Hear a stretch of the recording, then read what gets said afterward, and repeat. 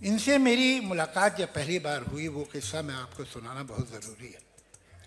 एक दिन काफ़ी बरस पहले की बात है, मैंने एक अखबार में एक न्यूज़ देखी। उस ज़माने में नई नई तस्लीमा नसरीन, जिसने लज्जा लिखी थी बांग्लादेश में, वहाँ की जो हिंदू कम्युनिटी पे जो अत्याचार हो रहे थे उसके बारे में उसने एक नावल लिखी थी लज्जा, और जिसकी वजह से वहाँ की जमात इस्लामी उनके ख़िलाफ़ हो गई थी और उसका खून करने के दर पे थे। तो वो हिंदुस्तान आ गई, कलकत्ता में थी। तो मैंने अखबार में एक छोटी सी न्यूज़ पढ़ी कि तस्लीमा नसरीन मुंबई आ रही है और एक सर्टेन ग्रुप है मुंबई में ही, एक सर्टेन पार्टी है जिसने कहा कि अगर उसने मुंबई में पैर रखा तो हम उसे जिंदा जला देंगे। मैंने कहा ये बात तो बड़ी गलत है कि हम ये सुन लें और चुप रहें।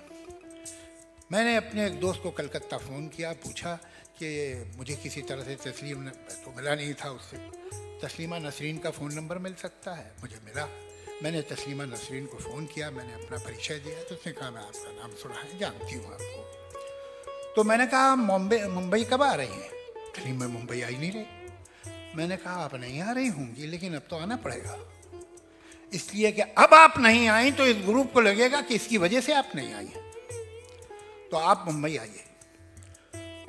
तो अच्छा कहने में आ जाऊंगी आप ऐसा कहते हैं तो।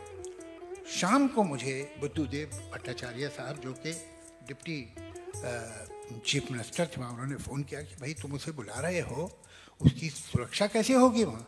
मैंने कहा वो हो जाएगी, आप इसकी चिंता ना कीजिए। मैंने ये फ़ोन रखा और छगन भुजबल साहब होम मिनिस्टर थे, उन्हें फ़ोन किया।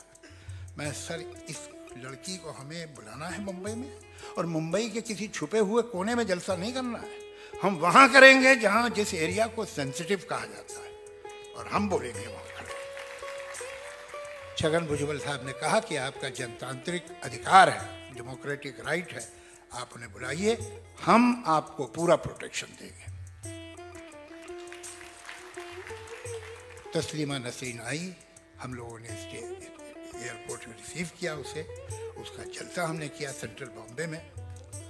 और छगन भुजबल साहब का मैं आभारी हूँ कि कोई तकलीफ नहीं होने पाई।